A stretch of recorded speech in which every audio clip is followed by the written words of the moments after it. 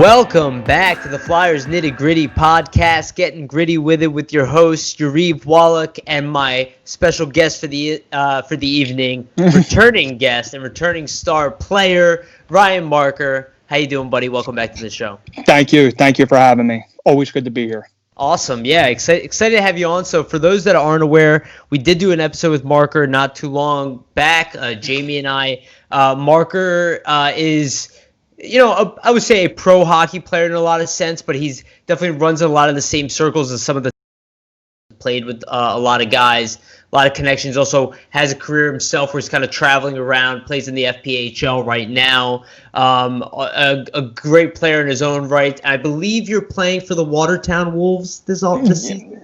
Yeah, I'm playing for the Watertown Wolves this season. Hopefully we start in December. I mean, that's the league's plan, so that's what we're all praying for as of right now. Yeah, and I do want to ask you a little bit about that, but overall, do you think that you're going to be playing hockey in the near future, or do you kind of suspect in your gut that you might have to wait a little longer? Honestly, I've had mixed up and down feelings about it. Like, there's one day where I feel like we're hearing good news. One day, then the next day we're hearing bad news. It's so inconsistent. It's so hard to tell, honestly, what's going to happen. I mean, I want to say we're going to be playing in December. That's our tentative date, but honestly, who knows? Honestly, at this point, I think everyone is kind of trying to bank on what's going to happen with the election. Everyone's kind of just waiting day by day right now to see what happens. Yeah, and I think that's a good point. And a lot of people, I feel like when we say election, it seems like it's just purely political.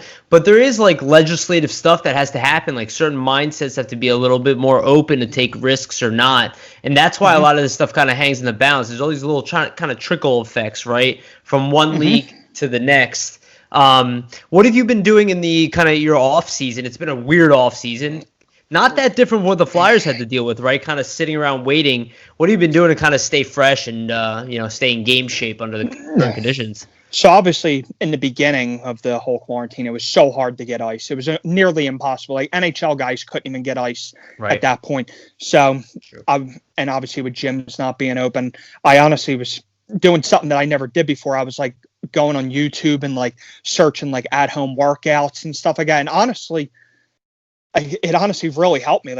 I felt like I got in even better shape than what I was from going to the gym every day. And it honestly had me adventure off and looking at different workout plans that I use now. And honestly, I feel in the best shape of my life right now. So honestly, it's kind of a blessing, but obviously it's definitely not fun not playing. I want to be out there with, my teammates and obviously, be around that environment again. So that's all I could really say right now. But it gives you the opportunity to, like you're saying, I say this at my other job a lot, and it's kind of like a problem-solving technique, but essentially, limitations create opportunities, right? So you right now, you see a limitation, right? You don't have the gyms, you go, okay, well, how do I get creative?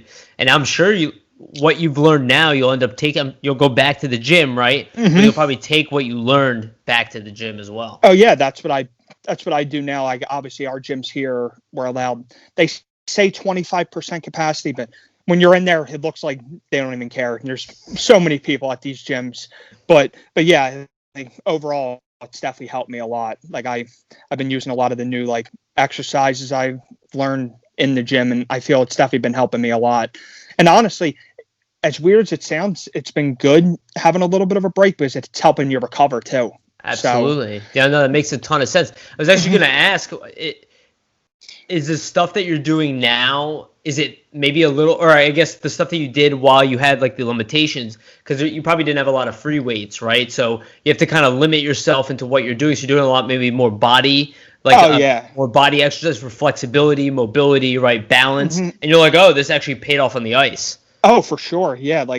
90% of the stuff was body weight stuff. I mean, I had a few dumbbells at my house that I worked with, but nothing too crazy. So yeah, I was very limited, like you said. And yeah, definitely the body weight stuff is what I did 90% of the time, I would say.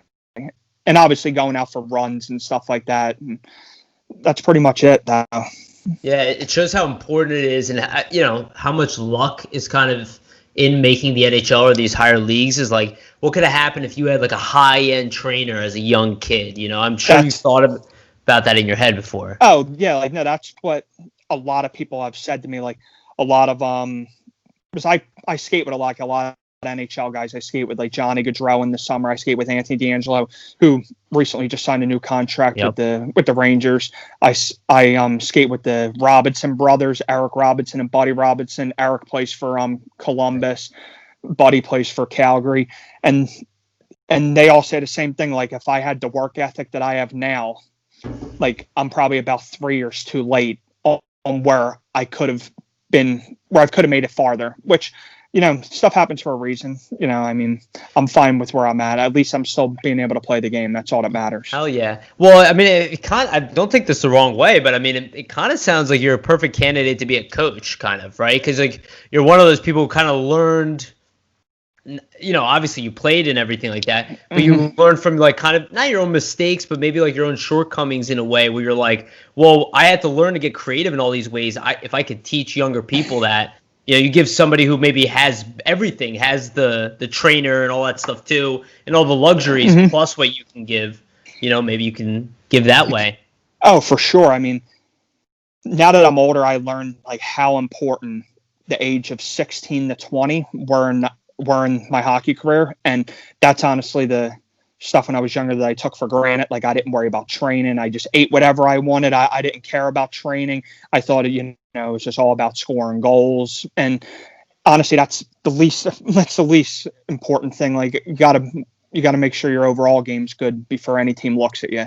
Like as much as I thought stats mattered when we were younger, it honestly doesn't. Like, I mean, obviously there's special hockey players out there that could do everything. But if you look at like these fourth line guys, none of these guys go out there and score 30 or 40 goals a year. They go out there, they do their job for 5 to 10 minutes a game, and that's all they're needed for. And, you know, that's the way 70% of the hockey players are in the NHL.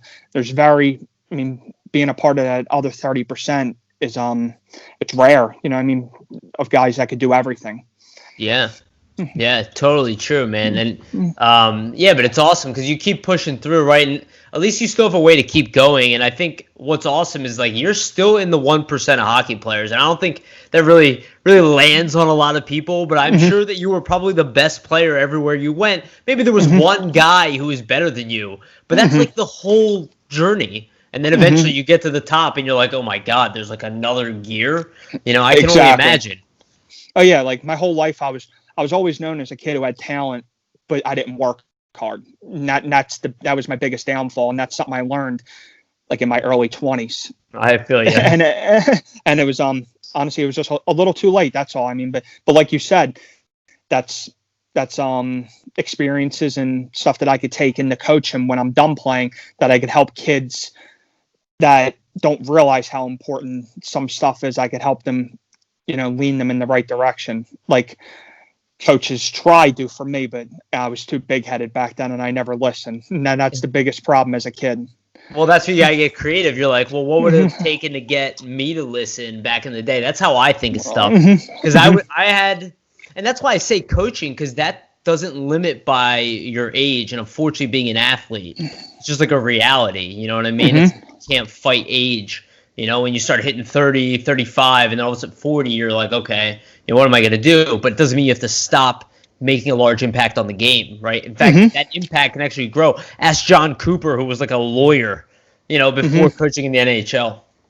Yeah, but it's like another thing that some players don't realize, like some prospects, like, okay, just coming out of college and I'm 25 years old, and say the Flyers sign me to like a PTO or something and they ask me to come to camp. Well, say if it gets really close between me and another player on who they want to take, say I'm 25 and I'm slightly better than the kid that the Flyers just drafted last year, and say he's 19. Well, they're going to look at it and be like, oh, well, we have an extra 6 years with this kid, you know, an extra 6 years of development that we could have with the kid that's younger. That's why people don't realize age matters so much. Like it does. Potential that in their mind. Exactly. The runway. Yeah, it's unfortunate, but hey, listen, like even if you could get to the point of like playing in the AHL at some point, that would be pretty awesome. I mean, just even getting to that level, playing in the pros overseas, I think it's all awesome. It's all rare experiences that, quite frankly, majority of humans will never get to experience. They never worked. I mean, you can say lazy, right? You can call yourself lazy, but you're not really that lazy, right? Like I know what you mean, but you're lazy compared to where you want to be. Exactly. Yeah, like the main thing is you never want to be satisfied. You always want to move up. You never want to plateau yourself to where you stay at a certain level. You want to always try to strive to make it to the next level. And that's now that I've been in the minors a little bit, I noticed that there's some kids that are just so comfortable where they're at, and it shouldn't be like that. I mean, there's some kids that have so much potential that can make it so far, but they're so comfortable being in that top role position at that level that they don't want to go to the next level and have to actually put in the work to move up. I've noticed that through my last 2 years. That's interesting, man. That's really interesting. All you can do is really focus on it and realize that, in my opinion, it's just it's a gift. The opportunities you do have are a gift in a lot of ways. And I think it's awesome. I don't think you should even come close to slowing down. I mean, you're you're 26, right? I didn't 26. Yeah, dude. I mean, you're 26 years old. Your body is yours. You would understand it better. And if you can keep battling, I mean, you definitely have time. So if you can keep battling, sure. I mean, dude, battle for the next decade if you can. Why not? Oh, for sure. Why not, dude? I mean, obviously, some young people try to look at the bigger picture, and they're like, oh, well, I could instead of playing hockey, I can go out and make money. I can, go do this job and make more money than playing hockey. Well, the way I look at it, money comes and goes. Memories will be with you forever. So I want to play as long as I can, and I could worry about outside opportunities when I'm done.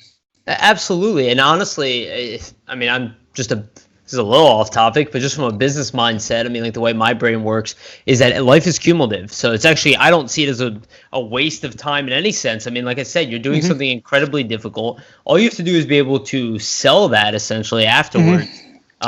Because it's really the same mindset. Like doing an office job is really not that big of a deal. You don't need a college degree for it. I'm just going to be honest with a lot of people. Some of it is just monkey work, So again, people who put in, an immense work ethic towards something, you just apply that same mentality to something else. That's pretty much all it is, right? And it's I feel like nobody should ever look at the opportunity of chasing, I don't want to call it a dream, but chasing that skill, right, of playing hockey. I don't think it's a waste of time at all. You don't know where it's going to be. What if you own a rink? What if you own several rinks in the future? I'm just throwing out ideas. You know what I mean? You don't know how it's going to be, all the connections, all the people you meet. Professional hockey players. That alone is a rare thing. So, sorry, I'm not trying to go too far. Oh, no. I think it's awesome. Oh, no, you're right, though. And that's the thing when it comes to, I always, one of my coaches from a couple years ago told me, he was never take a game off. Always go out there and play, your next shift like it's your last, because honestly, you never know who's in the stands. You really don't. You never know, who's there that you could impress. I mean, that I couldn't tell you how many people that I know that have made a career off of having a couple good games just from someone that they didn't even know who was in the stands, saw them and helped them out. Craziest story ever was Johnny Gadra. Actually, I'm going to bring him up. So when he got drafted in the NHL, we were playing in a tournament, ice hockey tournament at Holiday Ice Arena. You know where that is? In South Jersey. Okay. Yeah, his dad was coaching us, and it was just a fun summer tournament that we do every year. We get a team together, and the draft was, the first round was on Friday. We were playing Saturday morning. The draft started at 11. Our game was at 12 or something like that. And he wasn't even worried about the draft, never even thought he had a chance of going. We were playing our game, and one of the guys who was actually working at the rink ran out of the rink and knocked on the glass and said, Johnny was just drafted. and he was on the ice playing with us and never even thought he was going to get drafted. Never, like, it was just a crazy thing. Like, the whole, like, stands, like, stood up and, like, applauded him. That was definitely a cool experience. Like, even though it had nothing to, like, do with me, just to be there for, like, that experience is cool. Like, something that, like, I watched his, like, mom and dad, like, you know, give him, like, a hug on the bench. It was just, it was cool. It was definitely, and now look where the kid is. Now the kid's an NHL superstar and never even thought he would get drafted. That's wild. That's awesome. Yeah. That's actually a really cool story. I mean, I can understand why that makes a big impact for you. I mean, one, it's somebody you care about. Two, it's like, listen, man, I never even came close to playing professional sports, and I've had that dream. You know what I mean? It's a pretty incredible, rare moment, and it's like it would make me feel good to be around and see my friend do that. So for sure. Totally especially someone who deserves it too. So. Yeah, man. And that really is a lot. And I agree with that, right? Like, you want to be able to root for the type of person. And that also comes with hardworking people, right? Like, a lot of times you see somebody who's hardworking and it's really genuine. You know what I mean? You see somebody putting in the work. Like, how could you really be a hater? You know, I know there are haters, but it's like, you know, come on. Like, you know, at a certain point, you're like, the guy's putting the work in. Like, he deserves it, you know? Yeah, most of the haters are... That's when the jealous factor comes in. Yeah. Yeah, there's a lot of that. Yeah. And I'm sure that exists in hockey too. I mean, it's so weird because sports is such a, you can define win, lose, put up points, stuff like that, but no doubt about it that there's some politics there as well with there's, you know, knowledge people and whatnot. We all know there's politics and everything. I mean, it's just the way it is. It's the way it is. I mean, you just gotta keep working and wait for a door to open. Something will eventually happen.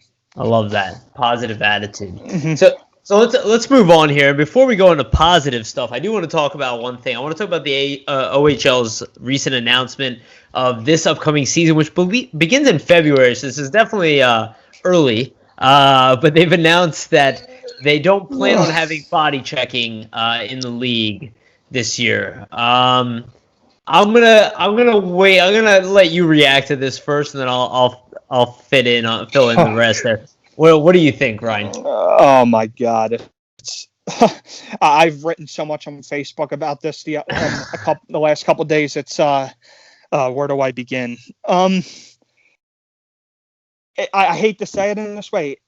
You can't even blame the OHL. It's like the government, like the sports, like government, like made that rule, but like it's just crazy. Like, I don't understand like how like this is going to make the NHL's job so hard to be able to scout players like accurately, like, because you're going to have players that thrive with no hitting, that'll be able to like use their speed and go around people, and that'll make them look better. And then what happens to the grinders, you know, the third and fourth line guys that, you know, dump and chase pucks and get hits, you know, even fighters, there's anybody like that. Like, it's going to either affect or be an advantage for certain players. And I just don't understand, like if you can't body check, but you could be inches away from each other at a face-off circle.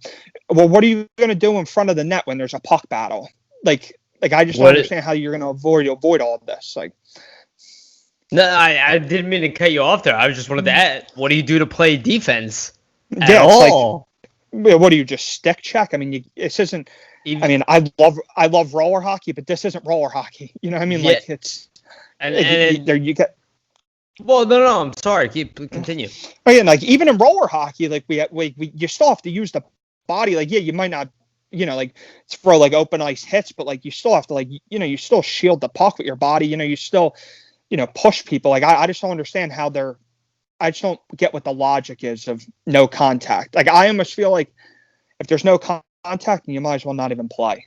That's the way I look at it. And also another thing that I think that's going to do is, for a lot of these top end prospects that play in the OHL, I think a lot of them are going to leave and try to go play other places. They can get paid to go play. Like, some of these kids are like a year away from being in the NHL. They can go get paid like a couple $1 million in Russia. You know? Yeah, exactly. These top European leagues will take these kids all day. And they're not going to put these type of regulations. So what I see, this is the problem with this type of decision making, and I don't care if people don't agree with me. I'm not really the person who's like that interested in experts, and I don't think this woman. I mean, quite clearly, it's proof, and I'm sure they have some data to back up. It's proof that you're not an expert because people don't make decisions like this. You don't walk in and put this type of decision in this type of granular type of decision because it's clearly one that doesn't understand as a whole. Like we said already, it's actually not going to even reduce the transfer of the virus. So all you're doing is just tampering with the game. Because if you want to play any kind of defense, there's going to be some kind of close contact. And that doesn't include, I mean, just sitting on the bench with teammates, like the same team, not just opposing teams. Like none of it actually makes really any sense as far as reducing the impact of the virus spread. So at the end of the day, you're just heavily impacting a sport that quite frankly is a big part of that economy. And now if we're talking about limiting these players, they have opportunities elsewhere. And that means that people are going to have to get creative, but it really just hurts Canada. It hurts the NHL, and it hurts a lot of these kids. And I imagine there's going to be a lot of pushback. I believe there already is pushback. And I don't know all the inner workings of Canada, but I believe that somebody above her actually is pushing back. So there's a good chance they might actually get rid of this. But I think these are the type of decisions we need to avoid as a race, as a group of people. This is how you don't make decisions.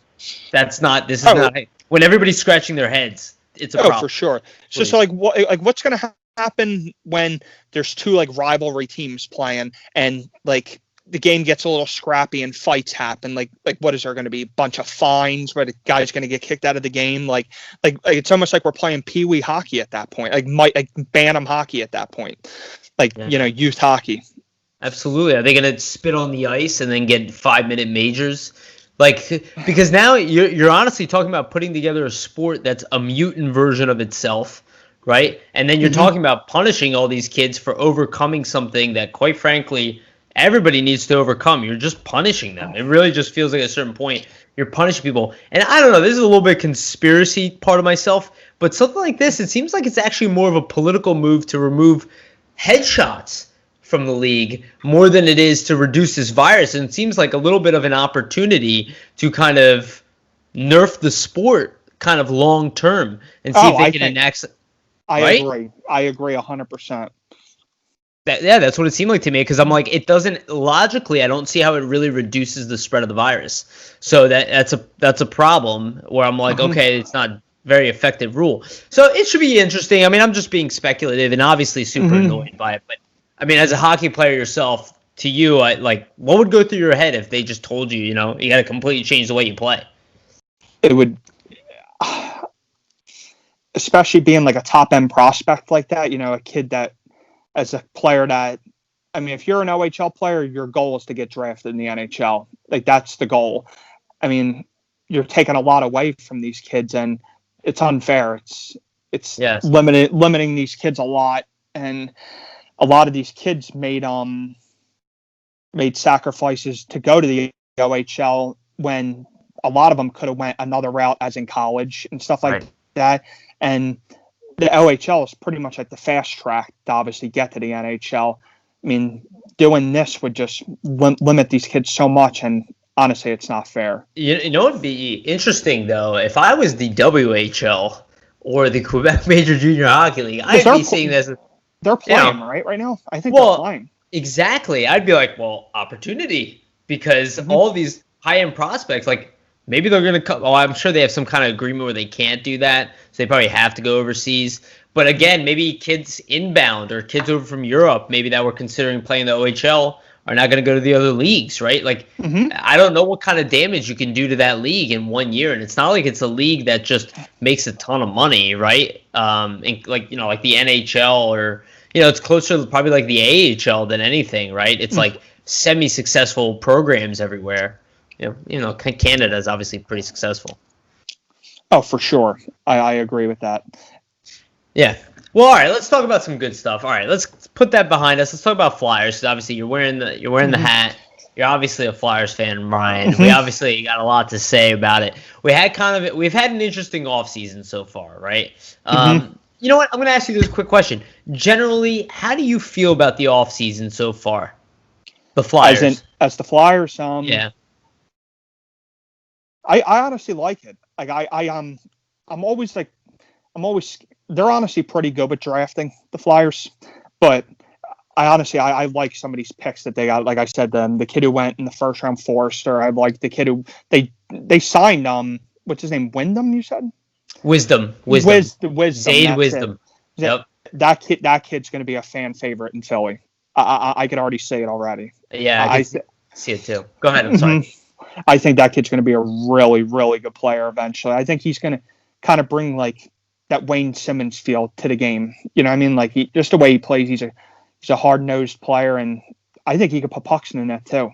So yeah, and I think he won that award because of like that. And I mean, it's a young maturity, quite frankly, but like to have that type of attitude, overcome everything. You know, I didn't think that way when I was younger. I was vastly more content. Let's just say that way, right? Like complicit in my behavior. And this kid seems like a fighter, you know, in his heart, right? Like he always wants more, always pushing a little bit more. So yeah, let's start with the draft. Actually, before we go into like regular offseason, let's talk about the draft. Talked about Tyson Forrester. I'm excited about Forrester as well. So my take on Forrester, big booming shot. He seems to have grown physically a lot over the past year or so. Maybe gained a couple inches and maybe 10 to 15 pounds of muscle. I think that's a big game changer for a kid like that, and that's why he went from 30 points to 80 points. The skating, I had an opportunity to interview Paul Matheson, his skating coach for the Colts. And you know, that sounded really encouraging. I do suspect he's probably a better player, but he does a better skater than we anticipate. But it does seem to me like he is kind of that top 6 forward potential in the NHL. At the very least, maybe a third line guy. But where he's projecting right now looks to be like a goal scorer in the NHL, maybe like a 30 goal scorer. What do you think about Forrester overall? Honestly, you pretty much nailed it. That's what I think. Yeah, he's got a booming shot. He's a big body, and I honestly, when I watch his videos, I really don't think he's that bad of a skater. Like, I really don't. Like, I honestly was kind of like wondering like where people saw that, and I thought he looked fine. I mean, obviously anyone can improve on anything. You know, no one's perfect, but I think that kid's gonna, in my opinion, I think he's got a chance to be a first or second line guy on the Flyers eventually. Yeah, I think. Oh, go ahead. I'm sorry. Finish. I think he's that he's that shooter that we're looking for in the future. Yeah, they're tough. They're tough to draft, right? I feel like a lot of goal scorers, it's so hard to translate to the NHL. But if he has all the rest of his game in order, like you said, then the goal scoring with a shot like that should, you know, start to translate at the next level. For sure.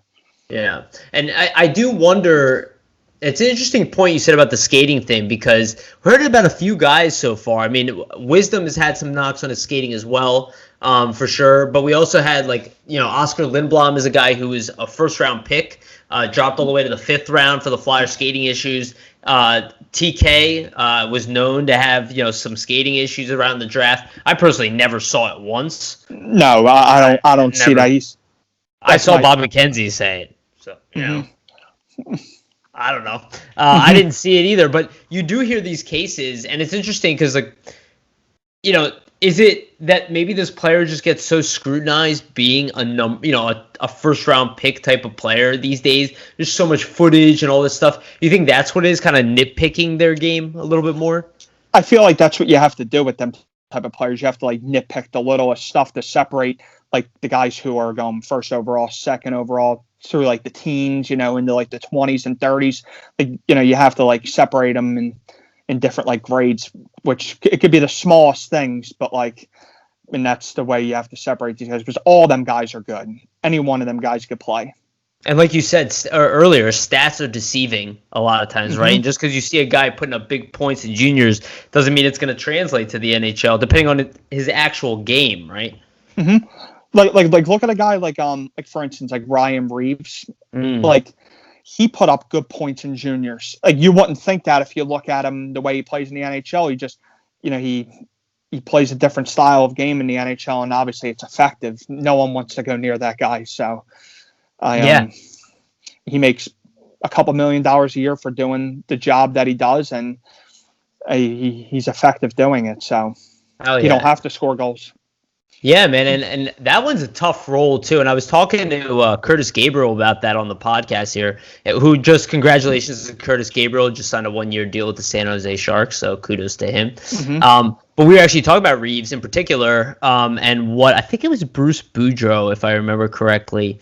Oh, I hope I have that right. But he was talking to him as a coach, to Gabriel, and he was like, "Hey, he's like, we were talking about how being a, I guess kind of Curtis is in that boat. You kind of want to be that tough guy, the guy who's maybe more like intimidator role, like that role, that ancient role that's not really ancient, but obviously still necessary in the NHL. That it's not a role that many young guys can even come in and do. So even like somebody like yourself, you might be like right at the age right now where you can really start defending your teammates on a regular basis. Where the years before that, you're not really the biggest, strongest, oldest, most mature guy.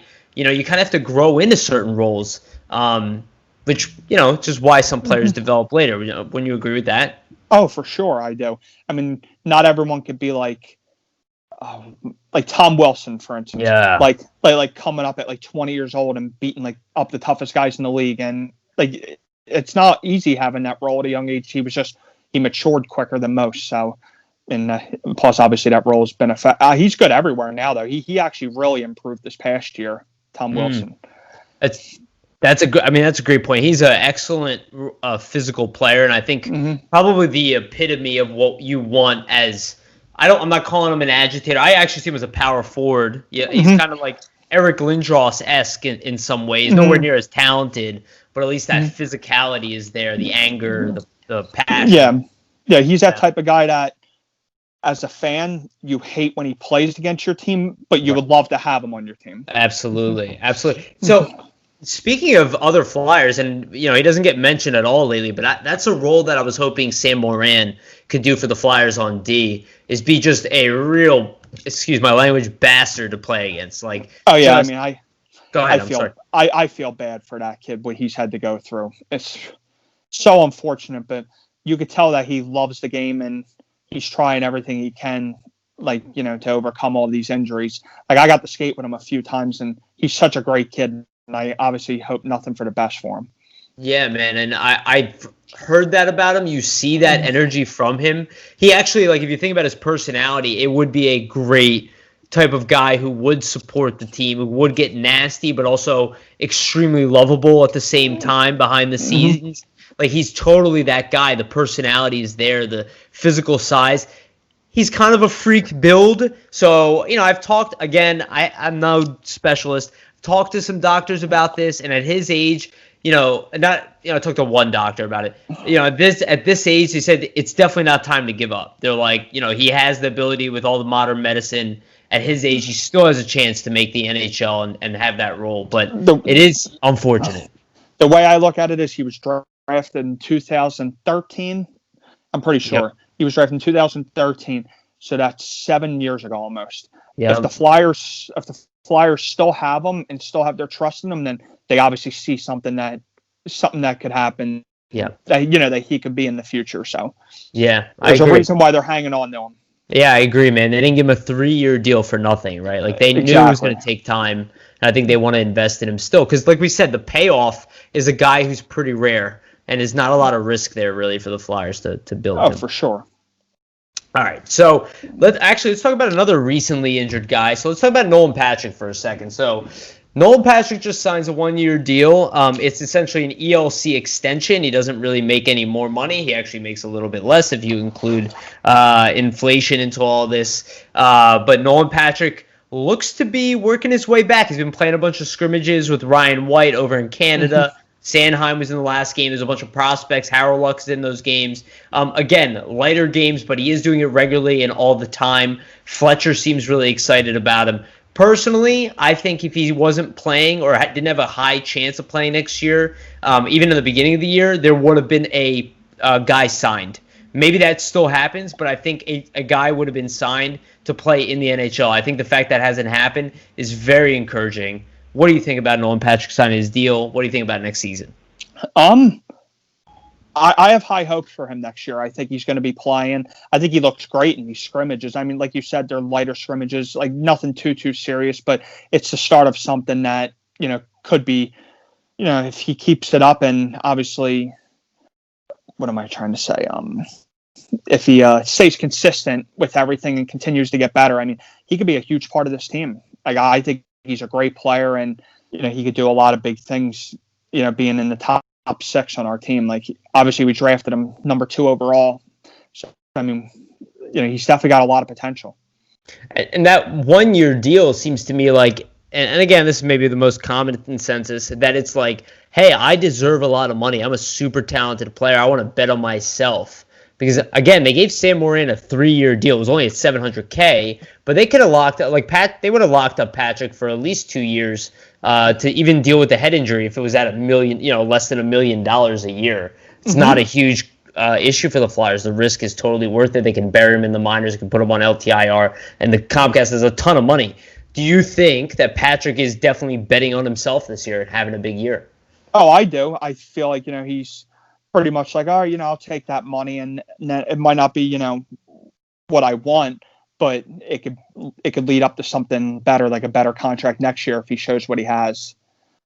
Yeah, totally. Yeah. I mean, if you think about it, if he has a 40-point season, he can get, as long as he plays and plays well, he can get a better contract than what they'd offer him right now. He just has to play. Sure. Oh, for sure. That's like Anthony D'Angelo, the kid who I skate with back at home. Yeah. Last year he probably could have got $1 or $2 million, but he ended up signing with the Rangers a 1-year deal for like $925,000, and he ended up being the 4th leading scorer fourth leading scorer as in defenseman for this season, and he ended up getting like a 4-year $5 million deal or something like that, or maybe 2-year, something like that. Whatever it was, but the value, the average annual value was $5 million per year. So he bet on himself and he won. So congrats to him, man. I mean, that's freaking amazing. Actually, it came up with Colby Cohen. I think he's also friends with Tony D'Angelo. Oh, he is. He was on Tony D'Angelo's podcast. That's what's up. That's awesome. Yeah, I know. Yeah. They have their podcast. Seem to get a lot of hate, and we don't need to talk about why or any reasons like that. But I'm definitely a fan, and I think that's awesome. And it's awesome to see guys get their payday. To be honest with you, like I do have kind of the mindset of a GM. I'm always kind of biased to keep players' price down, but really only because I want to win a cup. But if I remove that element of it, and I'm especially looking at players around the league, it's always awesome to see a guy get his payday and get a nice long contract, especially in these days where a max is 7 years, So, I agree with that. Yeah, I agree with that. You can't be like the Toronto Maple Leafs, right? Paying 4 guys over $10 million a year, half their salary cap is 4 players. Yes. So you're not going to win that way. Yeah, and it's showing. Yeah, and I get the benefits of the salary cap, but it always kills me to know that a lot of these guys they are getting paid less than they're probably worth. But hopefully that can change in the future. Hopefully they can start modifying this stuff, and just because Connor McDavid gets a $13 million deal, or Matthews gets these large contracts, that doesn't actually hinder the rest of the team. You can find ways to kind of work around local taxes and all that stuff that hurts everybody. But so let's talk about a newcomer to the team. I want to talk about Erik Gustafsson. So this has been kind of a big thing that's come up lately, right? He's the Ghost replacement. As we've seen so far, Ghost has not been replaced. Seems to me like the Flyers are kind of going with a different angle. Instead of trying to replace Matt Niskanen, who retired early, clearly was going to retire probably after this last year he had, and figured just cut it out early. So now they got Gustafsson, who's a more offensive type of player, but it seems to me like the Flyers are going to be interested in moving that puck out of their zone faster this year. Maybe being in a team that attacks more, probably shift Sandheim roll up, and start getting creative, start pushing some of this D to take bigger roles. What do you think about the Gustafsson signing and where he fits in? I think the Gustafsson signing is good. I think he definitely fits in easily in our top 4. And I feel like he could play a big role in this team. He plays a different type of game than what some of our defensemen play. Like you said, he's more offensively minded. And I'm not sure who I would put him with, pairing-wise. I mean, I still haven't really thought about that. I still want to do a little more studying on his play to see, exactly where I think personally I think he could play with. I mean, I'm so excited to see Provorov this year. I that's my favorite player on the team. Even though I'm a forward, I love watching that guy. Just have you looked at the list lately and seen that? I just don't see how the NHL. Oh, that top 20. How is he not up there? My God, listen. I hate those lists to begin with, but quite frankly, I think that is completely asinine. I get that all those defensemen on there are great. I would never put down any of them. They're all awesome. I'm not sitting here ripping them, but it is a fact that not only did Provorov outproduce them, he played a larger role outproducing them with, Matt Niskanen this year. In the past, he did not have that type of support coming in the NHL. He didn't have the support that Heiskanen has today. Like the other young defensemen they put on there, again, that was a fluff piece. That is insulting. Half of those defensemen don't get you Provorov in a trade, so I don't know what they're talking about. I agree with that 100%. When I saw that, my jaw was just like, I was just like, you got to be kidding me! Like how is Provorov not on there? I mean, how many more minutes does he have to play? You know what I mean? And it's not like the Flyers were a mediocre team. No, we were one of the best defensive teams in the league. So there's no more excuses of like, oh, we weren't that good, so they didn't notice. It's like, no. He played the biggest role by far, even with Niskanen here. He still played a lot more minutes than Niskanen. Now, people can try to forget that in retrospect, but that's a fact. He played 25 minutes a night almost every night. Niskanen was hovering around 21 minutes. They heavily, more than any other defenseman, and this kid is the youngest on our team. The fact that people don't notice that, asinine. I totally agree with that.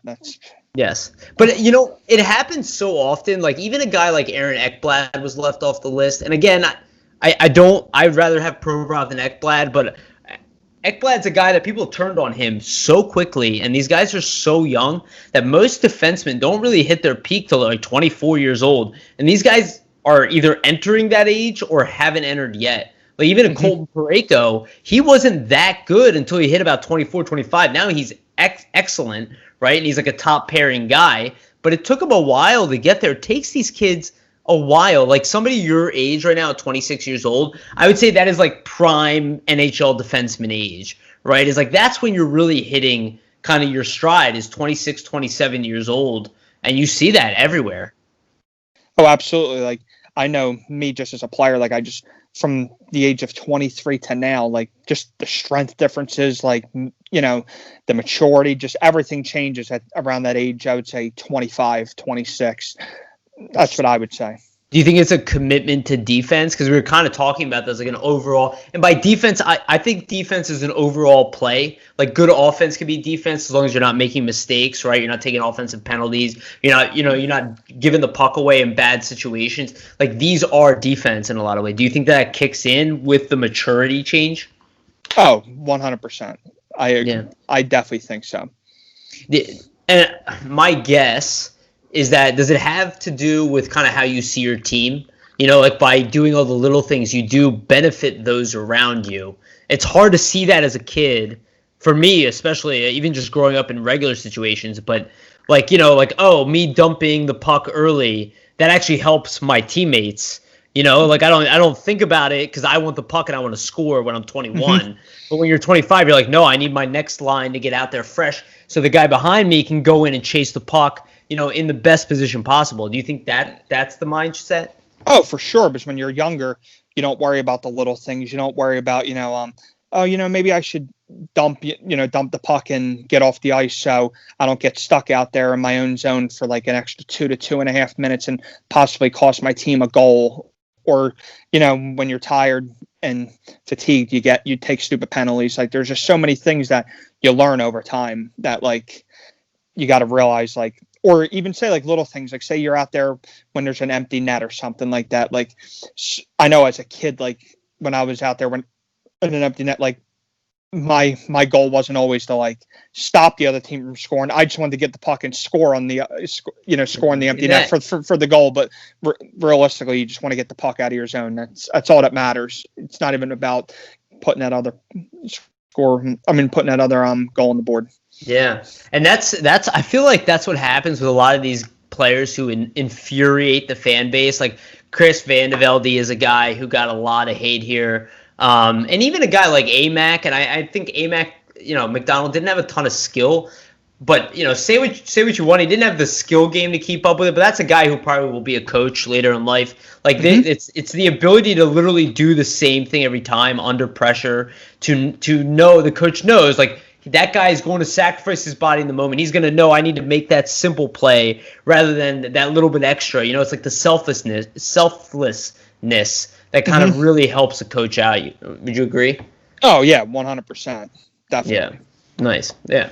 All right, so I do want to talk more Flyers here. All right, so we have kind of a weird offseason, but we do have a training camp. We have a bunch of new faces coming, right? We named Forrester, and just for the whole group, we have all our new draft picks, right? So we have Forrester, we have Emile Andre, we have Zaid Wisdom, we have Elliot Desnoyers. I'm finally learning how to say that. And Connor McLennan. Again, all good young players, but we have a ton that have been here developing. Let's go by position a little bit. So let's start with like a center. We'll do a center, a left wing, a right wing, and a defenseman. And we can do a goaltender. But let's name, I want to hear your thoughts on like black aces kind of for the offseason. Like, who do you think could make a big impact? Maybe they were a borderline guy like Friedman, maybe, or like Torensky or Bunneman, guys like that. Or maybe it's somebody who hasn't had a chance that you think could take a jump. So let's just start off at center. Do you think there's any centers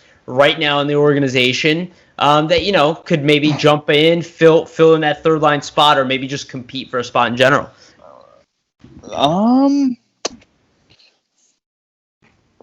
So I'll name some guys for you. So we got like Morgan Frost, we got Tanner Lazinski, we got German Rubtsov, we got Connor Bunneman. We have, those are just centers. I can keep going down the list, actually. We have a bunch of them. Any of those names stick out to you in particular? You just say Morgan Frost? Yeah, Morgan Frost for sure. Yeah, I think that this is his year and this is his time. I didn't remember if he played center. That's why I didn't want to say anything. But I think that he could definitely be I like that kid a lot. I liked what I saw from him a little bit last year. And you know who else I like, who I saw last year? And he was on the roster. I loved the way Scott Lawton started playing at the end of the year. I love Lawton. Yeah, dude. And actually, that's a really interesting case because there are a few guys now coming through the system who are like Lawton types, and they take time to develop, right? Like, he didn't come in and light the world on fire. He had kind of what we were talking about prior to this. He had to learn some of that selflessness, which he had instinctively, but you could tell he wanted more. He wanted to be a goal scorer and whatnot, which he still has a chance of being. But is that what you like about Lawton? Is it the change in his game, or just like everything about the way he plays? I like the way I like everything that he does. He's great offensively, great defensively, but I think he's coming into his own offensively. I thought the rest of his game was always good, but offensively he's definitely starting to play a lot better. Fans are starting to notice him a lot more. I mean, his name's just getting out there a lot more. I played against him when I was younger. Like a lot, he's from Toronto, so when I went away to tournaments, I always played against him. That's just a kid that I always noticed, and honestly, I kind of rooted for ever since the Flyers drafted him. That's awesome. And he is definitely a player. So that's really interesting, actually, because he kind of, I wouldn't say he had a breakout year last year, but it did kind of feel like he hit another gear, right? He kind of like hit already another gear, but now he's like jumped again. Is there anybody like of the Flyers that you think could do that like what Lawton did last year? Like, is there anybody that you saw this year that kind of interests you that you thought, like maybe even like a Nicolas Aube-Kubel, could he take another jump this season? Anybody like that?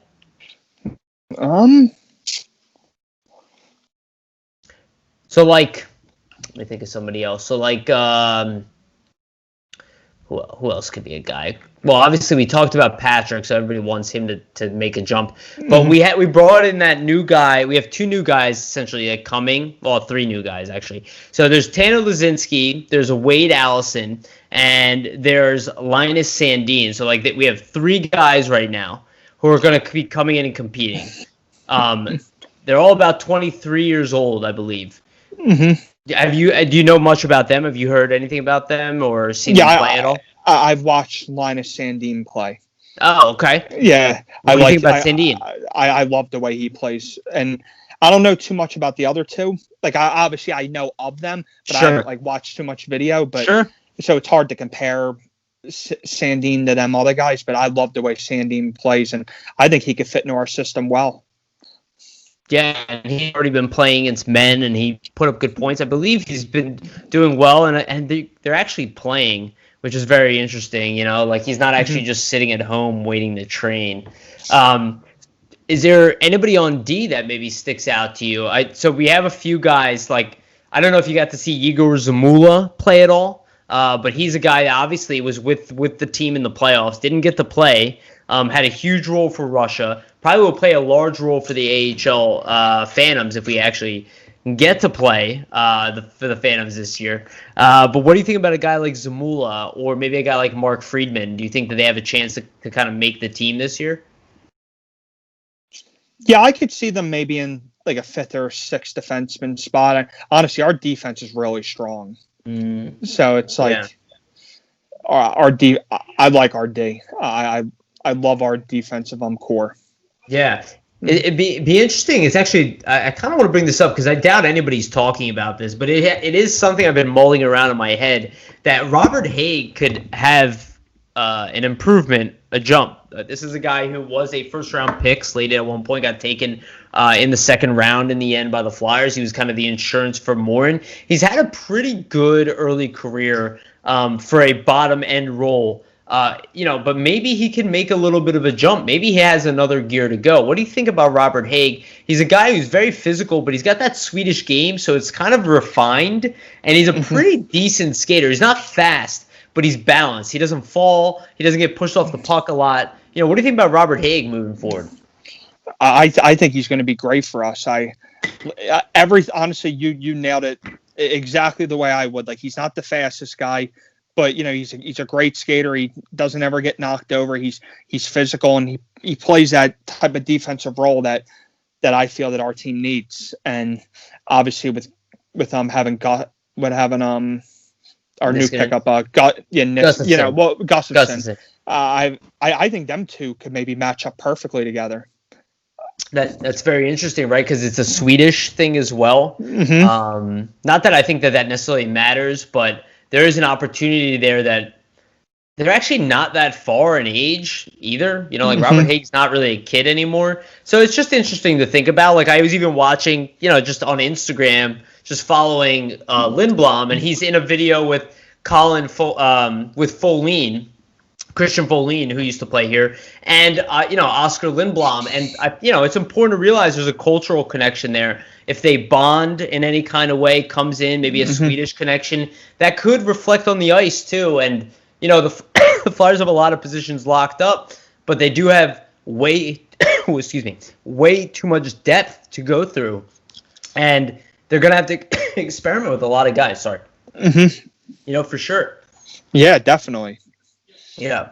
And it'd be interesting if Hague could be even better because, the Flyers have a lot of guys, but, those spots are still kind of right for the taking. Outside of Provorov and Sanheim, everything else outside of that is open at this point, right? Oh, definitely.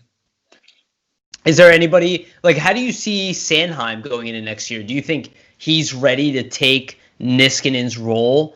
If he had to be the number 2 guy, if we had to play him on the right side with Provorov, would you be comfortable going into that as a top pairing? Yes. Now I would. After seeing the way he started playing at the end of the year last year, I think he's really coming into his own. And I think having 2 young defensemen like that, I think that could be our first defensive pair for a long time. I like both of them guys. And I think just playing with Provorov, I just feel like he makes everything so easy on the other defenseman. I love that kid. Like I said, for how mature he is for his age, he's going to be a stud all-star defenseman for his whole career. So that's actually interesting. I do want to talk about. I've been kind of on this Cam York train of late. Me too. I'm very impressed with that U.S. program in general. In my opinion, that whole crop of players are insane. And in my mind, if the Flyers passed up on Cole Caulfield, They see him. They're not stupid. You look at Cole Caulfield, you're like, that kid is immensely skilled. So why would you pass up on him, right? Because we don't need anything. The Flyers don't need a thing. Our prospect pool is full at every level. Like, we're not desperate for a single position. So why go for York? York, and I brought this up quite a bit. He was an underager. He was the youngest player on that team outside of Jack Hughes. He's doing it as a defenseman. He's like slightly undersized, but most likely because of what you said earlier, right? Between the ages of 16 and 20, those are the biggest development years. So I'm looking at this kid who's always half a year behind everybody, and he's a defenseman, and he's pretty much the number one defenseman everywhere. Like, when I see it, I'm like, if he has the same maturity that Provorov has, did we find another potential Provorov even? Well, I don't know if he's going to be as good as Provorov, but can he be an early top pairing defenseman? It's pretty rare. Like, Sanheim is awesome, but he didn't do it so quickly. I don't know. I get really excited about York. What do you think about him? That kid has the opportunity of being like, unbelievable. I love that kid. I've seen a good amount of him, but like, I wish I could watch him more. Like, I'm definitely going to follow him a lot more this year for sure. Yeah, but from everything that I see, though, that kid has tons of potential. Do you see the Brian Leetch comparisons? I don't know if you remember Brian Leetch well. He was kind of at the end of his career when I was watching a lot of hockey, but I mean, like I said, I haven't watched much of Leetch. So okay. Like, what kind of player was he exactly? Like, Brian Leetch was like, he was, I don't know if you remember like a Scott Niedermayer. He was like, okay, maybe a Ryan Suter. Ryan Suter by today's standard, that type of defenseman. Yeah, I could see Cam York being like that for sure. Yeah, like two-way, savvy, offensive. Maybe not like Quinn Hughes doing spins everywhere, but he definitely has a high offensive game. What do you think about U.S. hockey in general? Do you agree with me about how U.S. hockey, especially that crop that year, was fair? Like the U.S. development team? Yeah. The way they're doing things, it's out of this world. There's so many kids getting drafted out of there. It's insane. Yeah, I mean, Jay O'Brien played a little bit with that program. Bobby Brink, who were both on our team. There's a guy, John Beecher, who got taken at the end of the first round. He was probably one of the best players in the draft. When you look back at it, he's going to be. It's just anybody who touches that program, I just feel like, every team should have just grabbed as many as they could from that program. Oh, for sure. Yeah. Especially lately, the way the last couple of years, yeah. That program's been doing amazing things. Well, hopefully they can keep playing hockey and keep checking people, because I'm not really interested in, developing soft hockey players in America. It just feels wrong. No, for sure. Definitely not. All right. Well, let's bring it down here to the last topic of the night. I do want to get your feedback on the Metro overall. There's been a lot of changes in the Metro. Teams have definitely gotten better, especially, obviously, the New York Rangers have improved through youth. But there's been a lot of changes overall. Did anybody really scare you in the Metro? I don't know if everybody took a huge jump outside of the Rangers so far. But I still think the Flyers are the team to beat going into next season. That might be controversial, but I stand by that statement. I think the Flyers are still the team to beat. I agree totally. The Rangers definitely got better. I'll definitely agree with that. I still don't think it's enough to overcome the Flyers. I still think the Flyers are the team to beat, and they're in the front for sure. Yeah, and I think the Rangers will be a tougher opponent next year, but I don't think the Penguins necessarily got considerably better in any way. The Capitals did not. Hurricanes maybe. Again, maybe. Islanders should be about the same, not necessarily a jump. I don't see it. Outside of the Flyers have the opportunity to come back with Lindblom and Patrick. That is an immense addition from last season, right? Like overall, it's an entire line. Oh, definitely. Yeah, and you're not even including like a Morgan Frost. So, what do you think about the Rangers? Do you think a guy like Alex Lafreniere is enough to make them a definite playoff team? It's like I watch him play and I want to say yes. It's like I think the kid has tons of maturity, and I sometimes it's hard to bank on them play. It's hard. He's a kid. Like I would have to see how he does after like the first month or two, and then go by that. Right. Maybe after like the first like 15 or 20 games. I do think that kid's gonna be a great player, though. I really do. Like from what I've seen, he has he's good everywhere, and he definitely seems very, very mature for an 18-year-old. I mean, 6'1", like 195 pounds. I mean, he's definitely NHL ready. That's for sure. Yeah, and honestly, I hate when I like that you said that, because I think people do need to temper their expectations for all these kids, because that's a young locker room. They're not too young, but they just got rid of Lundqvist. They have 2 young goaltenders. They have a relatively young defense. They have Artemi Panarin is one of their veterans, and I'm not knocking him as a person in any sense, but he doesn't really seem like the guy who's gonna gel your locker room necessarily. It's like you really need some of those guys in there, and I don't know if the Rangers have that yet. I think they're going to underperform from expectations for a little bit until they prove that maybe they have the maturity level to kind of do what the Flyers finally started doing after years. It took us so many years of underachieving to not have enough leadership throughout the lineup, and it showed. It showed. So, like, do you think that is the biggest thing for the Flyers to kind of keep going? Because that's what I see he's going to hold back the Rangers. Oh, yeah, 100%. Like, you have to – people don't realize how important it is to have, like, good veteran guys in the locker room. Like, guys that could, like, step up when rookies – well, not even rookies, just young kids are just doing stuff wrong. Veterans in general are just there to guide you. And if you have such a young team with no guidance, like, I mean – it's hard to obviously overcome some things. Yeah, totally. All right. Well, I love that. And I loved your opinions. It's good stuff. Appreciate you coming back as always, Ryan. Anytime.